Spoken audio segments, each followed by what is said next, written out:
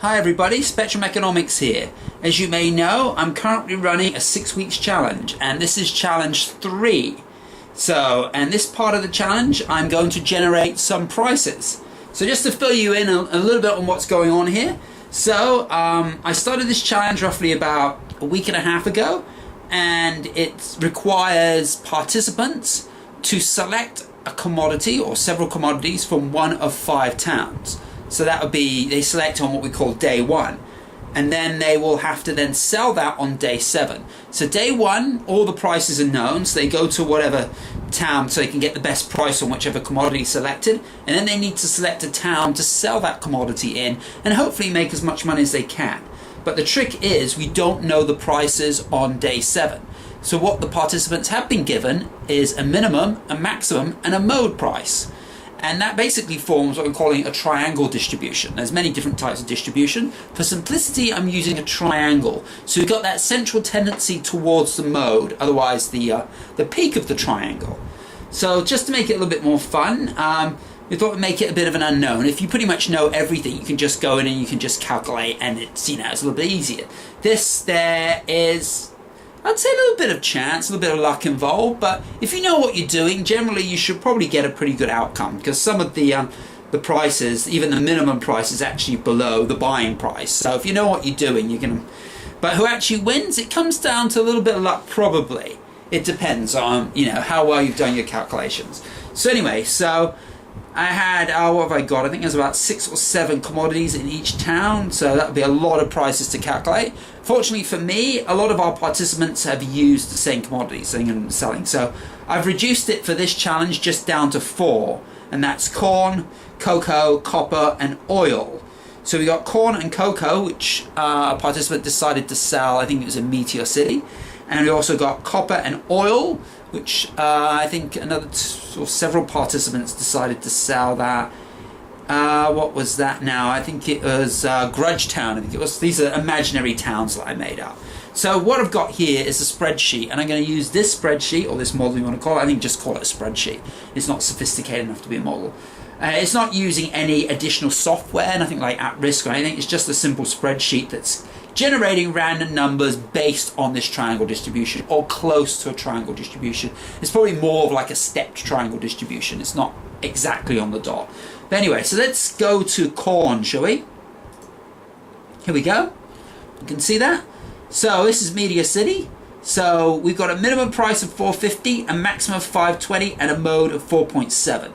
So the price of corn is going to fall somewhere between 4.5 and 5.2. As you can see, the mode there is 4.7. So chances are the price is going to be reasonably low. It should be closer to the minimum than it is to the maximum. But who knows? This is just probability. So before I get the actual price, what I'm going to do is I'm going to generate some numbers just to show you that the model is actually working okay. So I'm going to click this button here. This is the corn price button. Here we go. So the numbers we should be producing, most of them should be fairly close to the mode. There we go, that's pretty close. Oh, right on the dot. Yeah, again, close, close. As you get, you're saying we're not getting many above 5. So that's sort of what we predict. Oh, that's quite a low one there. Here we go, there's one above 5. That's another fairly low. I think it looks like it's operating quite well. Alright, so the next click, that is going to be the price of corn for this challenge. So we got a drum roll, bum bum bum bum bum bum bum bum, and price of corn is 5, right on the dot, 5. How nice is that? Perfect, nice round number. Haven't had many nice round numbers so far that I was generating, so that's a cool one. It's going to make the calculation look a little bit neater, I think. All right, now let's go to cocoa still at Meteor City. So we've got cocoa. So we've got higher price. What's cocoa based on? Was it based on a pound? I'm not sure now exactly. But anyway, so we got our minimum price of 2,500, maximum 2,900. Couldn't be a pound. Must be a ton. Sorry, the pound's way too light. Yeah, it must be based on tons. So here you go. Got a minimum of 2,500, maximum 2,900, and the mode is fairly close actually to the middle, to the median, I'd say, of 2,755.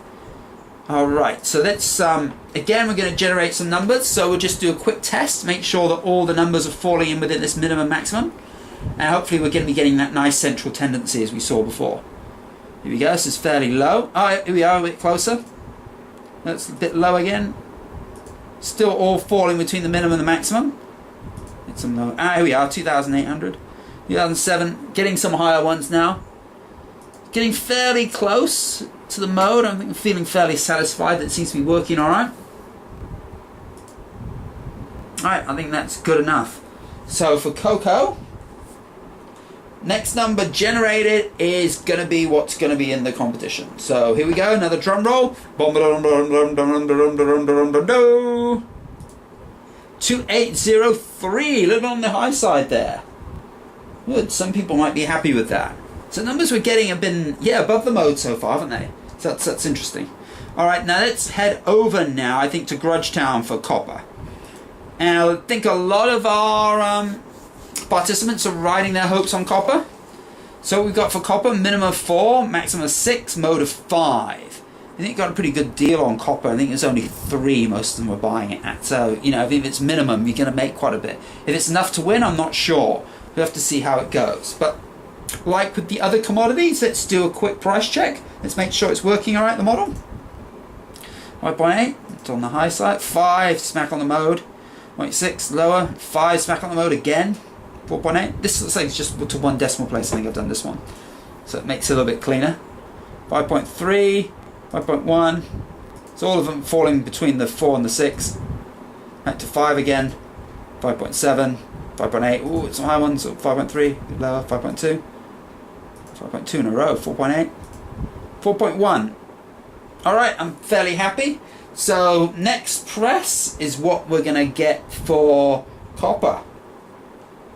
A bit of a drum roll. 4.7. Ooh, it's a bit on the lower side. It's be interesting now.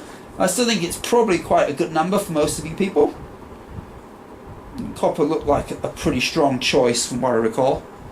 Alright, now moving on to oil.